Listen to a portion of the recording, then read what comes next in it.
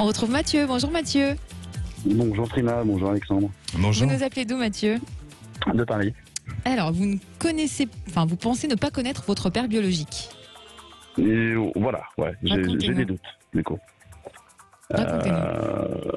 Et ben en fait, mes parents se sont séparés quand j'avais 4 ans. Mhm. On est 3, moi je suis le plus petit. J'ai une grande sœur et un grand frère. Ma mère, quand elle s'est séparée, on est parti à 2 avec moi et ma grande sœur. Mon grand frère est resté chez mon père. Mhm. Ensuite, la garde alternée a été un peu compliquée. Elle a été que effective pour mon grand frère, pas pour moi ni ma sœur. Et au décès de mon père, en fait, la famille paternelle a décidé de nous rayer totalement du faire-part et de l'enterrement. D'accord. Du Vous coup, savez ça me pourquoi pose- ça? Ben non, justement. D'accord. Comment vous l'avez appris? Le jour de l'enterrement? Non, le jour du décès. Le jour du décès, c'est mon grand frère qui nous a contactés, moi et ma sœur. Mhm. Et il nous a dit en fait que les derniers mots de mon père avant de partir étaient qu'il ne voulait pas que moi et ma sœur soient présents pour l'enterrement. D'accord. Et quelles sont vos relations avec votre frère? Ça se Elles passe ont bien? été, au début, elles se passaient bien. Mhm. C'était un peu bizarre parce que j'ai ma sœur qui était tout le temps avec moi et mon frère qu'on voyait une semaine sur 2, vu que lui avait la garde alternée. Mhm. Donc c'était un peu comme un cousin au départ. Après, à mon adolescence, j'étais très proche avec lui. Ça fait comme un grand copain, un peu comme un grand frère. Mais après, ça c'est moi, plus j'ai grandi, plus je devenais homme et plus je posais de questions et donc plus je pense que ça gênait mon frère. Donc là, ça s'est un petit peu dégradé. D'accord. Là, c'est un peu compliqué en ce moment. Donc je crois que c'est votre cousine qui vous a parlé de père biologique, de votre père biologique. Exactement. Qu'est-ce qu'elle C'est ça. vous a dit? Ben, elle a dit qu'elle avait entendu une conversation de ma famille paternelle Mhm. et qui, en fait, au moment où moi j'ai commencé à reprendre contact un petit peu avec ma famille paternelle, donc vers 13 ans, Mhm. et ben en fait, elle a entendu une conversation comme quoi j'avais du mal à être accepté parce que ce n'était pas mon père biologique, celui dont je porte le nom, et que c'était un autre. D'accord. Et vos rapports avec votre cousine? Vous entendez bien avec elle? Ben, il y a eu une absence de plus de 10 ans, du coup, quand j'étais D'accord. petit. Après, quand j'ai repris contact avec ma famille paternelle, on a eu une très bonne relation tout de suite, mais en fait, c'était plutôt copain-copine. Et là, depuis cette histoire-là, en fait, j'ai un peu coupé les ponts et mais je ne vois quasiment plus du tout ma famille paternelle. D'accord. Et avant que votre cousine vous révèle ça, est-ce que vous aviez le moindre doute sur votre père? Je pense que j'étais trop jeune, mais maintenant, avec le recul, je ne sais pas si ça existe de donner la garde alternée d'un enfant au lieu de 3. Moi-même, je suis parent. Moi-même, je suis séparé, donc je suis passé au tribunal pour un enfant, et je ne vois pas comment ça peut être possible d'autoriser le père de voir un enfant et pas les 2 autres. D'accord, mais c'est ça qui vous fait un petit peu douter. Vous en avez parlé avec votre maintenant, mère? Oui, qui elle n'a jamais changé sa version. C'est qui est laquelle? Qui est que mon père biologique est celui dont je porte le nom. Donc D'accord. celui, j'ai pas été Donc conduit à qui est son décédé? enterrement. Exactement. D'accord. Donc votre question aujourd'hui, c'est ça. Est-ce que le nom que vous portez est celui de votre vrai père ou non? Ça, c'est la question ultime. C'est vrai que si on arrive à répondre à ça, oui, ce serait un peu l'idée. Ouais. Alors, Alexandre, on vous oui. écoute. La question ultime. Bien. Alors, Mathieu, pour moi, Ouais. déjà, vous avez jamais tenté de faire un test ADN ou quelque chose comme ça? Non, Non. j'ai jamais pensé à faire ça. Peut-être que ça vous donnera Oui, des scientifiquement réponses. voilà, une réponse.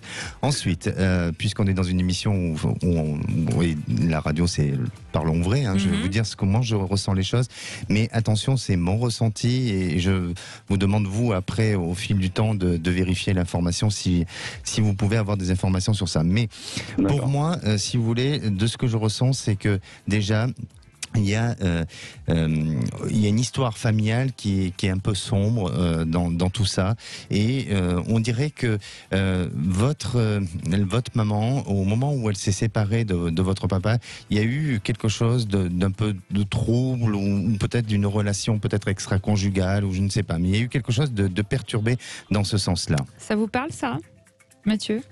De quel côté? Extra-conjugal Votre plus... maman? Du côté de votre maman. Du côté de ma maman. Ouais, un peu. Ouais. D'accord. Après, on dirait qu'à un moment donné, peut-être que votre maman a eu un doute, c'est-à-dire que au moment où vous êtes arrivé dans ce monde, elle a eu un doute à savoir si effectivement c'était bien le papa. Ce n'est peut-être pas lui. Voilà. Exactement. Donc, pour moi, on reste sur des notions de doute, et sur aussi des informations qui n'ont pas été vérifiées, ou en tous les cas, on a nourri une légende autour de ça.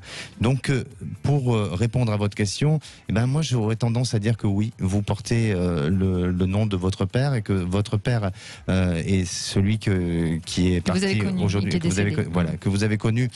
C'est bien votre père, et je crois vraiment que après, la famille s'est nourrie d'histoires ou de suppositions, ou vous voyez, il y a eu des choses, des informations qui ont fui, ou peut-être qui ont alimenté un non-dit, mais en tous les cas, pour moi, je vous ressens être vraiment avoir la bonne identité.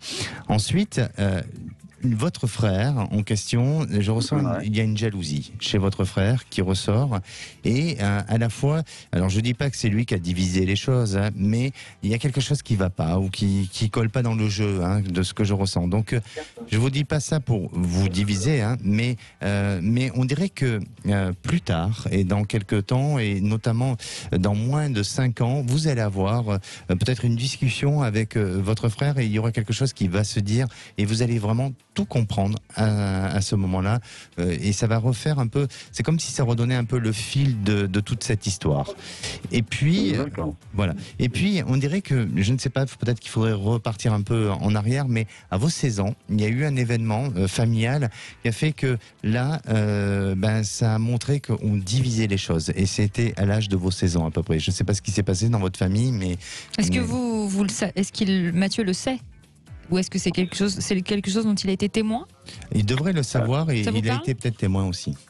Alors effectivement, c'est assez précis, parce que comme je vous l'ai dit, j'ai repris contact avec ma famille paternelle vers mes 13-14 ans, et ça s'est coupé vers cet âge-là, vers 16-17 ans. Alors le pourquoi là, je ne peux pas encore vous dire, mais effectivement les âges sont assez précis, c'est assez perturbant. Donc, ce qui veut dire que faudrait revenir à cette période. Qu'est-ce qui s'est passé, les querelles familiales qu'il y a eu à cette période-là? Et là, vous allez vite comprendre. Et ce qui est triste aujourd'hui, c'est que vous faites votre vie avec l'idée, peut-être que c'est pas votre papa qui, malheureusement, aujourd'hui, c'est un défunt. Et en fait, vous avez une famille qui ne vous dit pas réellement la vérité. Donc, je crois que prenez du recul, peut-être essayer le test ADN. D'essayer le test ADN, voilà. Quand vous serez prêt, bien sûr. Voilà, et puis peut-être c'est compliqué les tests ADN, parce qu'il faut soit déterrer mon père, chose qui est totalement impossible pour moi, ou soit faire un test ADN avec mon grand frère, et faut qu'il soit d'accord aussi, quoi. Oui, aussi. Mais déjà, oui. C'est vrai. Oui, mais il y a peut-être d'autres moyens, ou est-ce que peut-être avec s'il reste un vêtement ou quelque chose de votre père, peut-être, je sais pas. Non, mais peut-être avec votre ADN à vous, tout simplement, vous pouvez remonter sur, vous pouvez avoir beaucoup de réponses. Oui, et puis même avec le Juste Résus. Votre ADN à vous. On peut avoir des indications avec le Résus. Non, mais ça se fait maintenant juste avec le vôtre, je crois. D'accord. Ça, c'est à vous de voir, évidemment, exactement. mais au moins, selon Alexandre, votre papa qui est décédé était votre vrai père. Exactement, et puis ça vous empêche pas de vous construire et de faire votre vie d'homme.